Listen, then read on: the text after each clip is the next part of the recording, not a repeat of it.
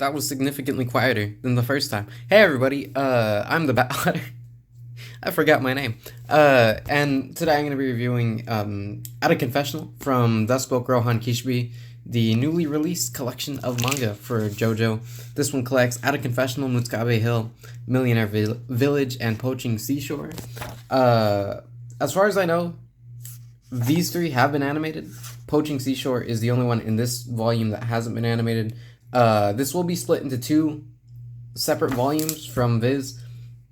I believe the next one will collect the other four. I'm not totally sure how many there are. Probably the run, right? The one on the treadmill.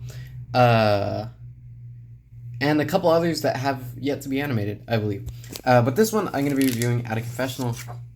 But to get this out of the way, they never fail to impress me with the quality of the book that they put out for the JoJo releases in English or America. They're always hardcover, but the print quality on them, it's just so good. They have so much style to them. I mean, the font here, you open the book up, you have the same font, and even they create little logos for each of the parts. I'm not sure if this is original to the Japanese version, but there's Rohan's nib and his little headband that he wears. The back of the book obviously has a bunch of paint strokes. If you've seen some of the covers, you'd know that that is not really in reference to, but that does fit the theme of some of the covers that Araki has drawn for Rohan's one-shots. And I believe they have all of the colored material in this as well, all of the covers before the start of each one-shot. Since that is what this is, it's a collection of Rohan one-shots, of Rohan going on his own little self-contained adventures, usually exploring, what do you call it, yokai, various legends and myths that Araki adapts into probably what he wants to be his little horror dive, since he can't really dive that much into horror in normal JoJo. So I've obviously seen At a Confessional. I watched the animated release of it, and I didn't really like it too much. The premise is Rohan is on a research trip to Italy sometime after part 4. He's taking a lot of photos. He's doing what Rohan does, and he decided that he would go into the confession box at a confession booth. But turns out he goes into the wrong side of it. He goes into the priest side. So somebody else goes into the confession box and starts telling him this story, and that is the setup for a lot of Rohan's adventures. It's somebody else's story that Rohan witnesses, and it's full of twists and turns. So this one, Rohan is like, oh, he plays coy. He's like, well, you know, I'm not an actual priest, but I'd hate to tell this guy I'm not an actual priest, so yeah, I'll listen. Yeah, proceed, my child, proceed. In typical Rohan fashion. So this guy's a laborer, right? He's working hard work all the time, and this homeless guy comes and asks him for food, and he says, I'll give you food, but you have to do my work to get my pay. He's like, that's not fair. You can't just mooch off of me. And I'll admit, even in reading this, I don't totally understand what this guy did wrong, because this guy starts carrying the corn, but then he gets crushed by the corn, and all of a sudden the spirit of this man is doomed to haunt this man for the rest of his life. He's like, do I look lazy to you? What? He's like, you will pay for what you've done. One day in your happiest moment, I will return and come for you. And this guy's freaking out. And after that moment, this guy, he marries a model. He gets this huge mansion. What is it? He wins the lottery. No, he has a dead family member. The family member dies, leaves him all the inheritance, and this guy's just filthy, stinking rich. And now he's playing with his daughter in Italy. This little game of popcorn, she's trying to catch it in her mouth. And he said, in that moment, blessed with such an adorable daughter at my side, the thought entered my mind, what a happy man I am. And then the daughter becomes possessed by that guy's spirit and says, just as I promised, I've returned, I've come for you. And this is where it gets good for me. And this is where I feel like it works better as a manga rather than an anime, because in the manga, you can sit, you could pace the reading, and there's that rhythm of the panels, and the explanations work so much better than in the anime. Whenever it's a very what do you call it? It's a very dynamic medium, the anime, right? Everything has to be moving at a certain pace. You can't really pace it like you could on the page. So I think that the immersion in the anime gets dropped because you're expecting a lot of dynamic fight scenes rather than this mundane, relatively mundane event being played up for something far more dramatic in the manga. And that is, if fate decides that you will win this game, then I'll leave you be. But if fate decides against you, then that means that was the curse, right? So it's that real simple, was that luck from the curse or was that luck fate, right? JoJo plays with fate all the time. And so the game is, this guy has to throw popcorn in the air and catch it. And so that way he doesn't cheat, it has to be above that lamppost. He says, I won't harm your daughter, I'll just kill you. So he does it, and in true JoJo fashion, there's a lot of twists, there's a lot of turns, the sun blinds his eye, but he manages to catch it anyway on the first try. He says, oh yes, you know, celebrating. He says, round 2. This guy keeps on wanting to stall, but that's not allowed here. So he throws it up, the clouds cover the sun, and he says, yes, fate must be on my side, because he's able to catch it. But a bunch of birds come down, and they almost get it.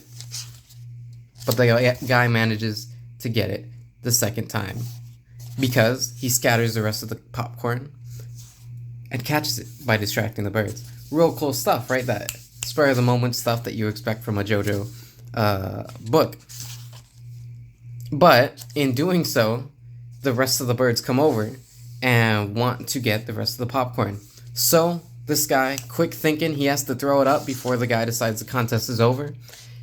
He lights the popcorn on fire so that way the birds don't want to go after it.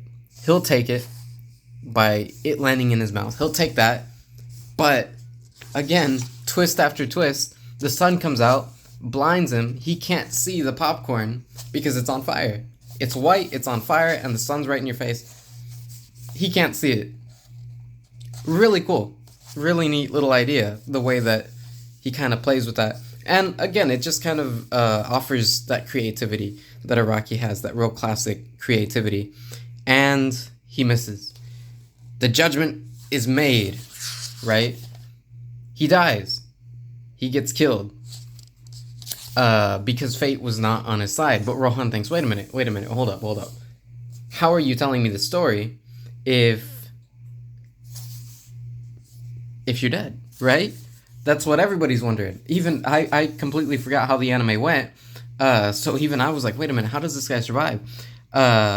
He says, the terrible sin that I committed that I can no longer silence. He hired a servant to get plastic surgery to look just like him. And I forgot to show this guy, but there was a man overlooking the entire event. And the original perpetrator, the guy who was cursed, is this man right here. And so he says, whenever your daughter is in her happiest moment, I will come back to you. And no, leaving him will not do.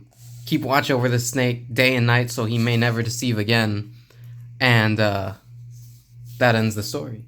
Now, the reason that I liked it here is because this idea of this guy working, the other guy getting crushed by the corn, haunting him for the rest of his life, and trying to cheat fate in order to get away from the curse, it reminded me of one of those classic fables of something that's a really simple premise, but it's played very dramatically to teach kind of a lesson. Now, I don't really know what the lesson is here. It's just kind of a creepy turn of events where now this man is haunted by two people, the servant and the ghoul. But I just found it really interesting and fun to read. Like I said, as some very simple, short, classic story. And of course, the artwork of Araki depicting Italy is great. I mean, Araki depicting Italy is like breathing to him. He loves Italy, and that really shows in his depiction of the confession booths and especially of the architecture. If you look, you can recognize some of these landmarks if you've done even just simple studies, because it's not like he illustrates crazy unknown landmarks in Italy. He illustrates, you know, the places in Florence and Venice and places like that. And I believe that they're at the very end of this book as well, right here. That's one of those palaces in Venice, right? That you see all over the place whenever you look up generic pictures. Of course, it has the excerpt from Iraqi. But yeah, all around, I enjoyed it. I liked the simple nature of it, and I liked the pace of reading the story rather than watching it. And of course, it ends with Rohan, as he is supposed to be the protagonist. And Rohan kind of spells out the lesson. He says, even when haunted by vengeful spirits, he still moves forward in his solitary life. Although I think he's a bad person, I nevertheless respect his perseverance. Maybe I'm the only one who could. So it gives you kind of that justification. Like, why are we seeing it from Rohan's perspective? Well, this is why. Because maybe Rohan, in his weird, kind of, not twisted, but unorthodox way of thought, could appreciate a story like that in this man's perseverance to continue to live and thrive in the good fortune he's been, in a way, cursed with. So, there's the moral of the story, right? And yeah, all around, I enjoyed it. I'll be reviewing the next few chapters as well. I really enjoy the character Rohan. He's one of my favorite characters. I like the art style of Iraqi settling into his new, stranger art style, more unorthodox art style that he has. And so I'm really going to enjoy reading the rest, and I'm going to especially enjoy reading the ones that I haven't seen on the anime. So yeah, that's been this review. Like I said, this book, really good book, good quality. They never fail to impress with the quality. They could just release them more often, but you know, what are you going to do, right? So that's been the video. Hope you guys enjoyed. Leave a comment down below telling me what you guys think of all the Rohan one-shots. I would recommend this. It's like $2 cheaper. It's $18 rather than the normal 20. It is significantly shorter than most other volumes of JoJo that you're going to buy, but it's a little cheaper, and the quality is, like I said, very, very good. So that's been the video. I'll see you guys later.